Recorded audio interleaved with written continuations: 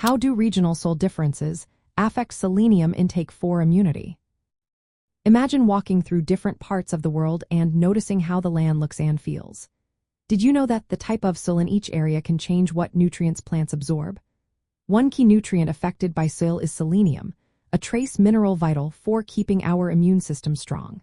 Selenium helps produce antioxidant enzymes that fight off harmful molecules and helps control inflammation. But how much selenium ends up in our food depends a lot on where it's grown. In some regions, the soil naturally contains a lot of selenium because of the rocks and minerals underneath. These areas often have crops with higher selenium levels, which means people eating those foods get enough to support their immune health. Other places, especially those with soils made of sandy or alluvial material, tend to have very low selenium levels. When the soil lacks selenium, plants absorb less, and so do the animals and people who eat those plants. This can lead to lower selenium intake overall. The type of soil also matters.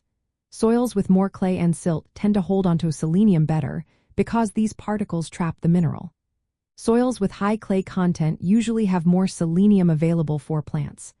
On the other hand, sandy soils don't hold onto selenium as well, making it harder for plants to absorb it. This means that even if selenium is present in the soil, it might not be accessible to plants if the soil type isn't right.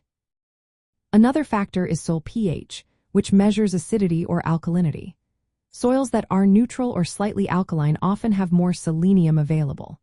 Acidic soils, common in some mountain or forested regions, tend to lock up selenium and make it less available to plants. Organic matter in soil also plays a role. Soils rich in organic material can help release selenium, making it easier for plants to take up. Human activities like farming practices can change selenium levels too. Using fertilizers or irrigation can add or remove selenium from the soil. Over time, weathering of rocks releases selenium into the soil, but this process varies depending on the local geology. All these differences mean that in some parts of the world, people might not get enough selenium from their diet. When selenium is scarce, the immune system can weaken because it relies on this mineral to keep immune responses balanced and to defend against infections. That's why monitoring soil selenium levels and adjusting farming methods, like adding selenium fertilizers, can help improve the selenium content of food.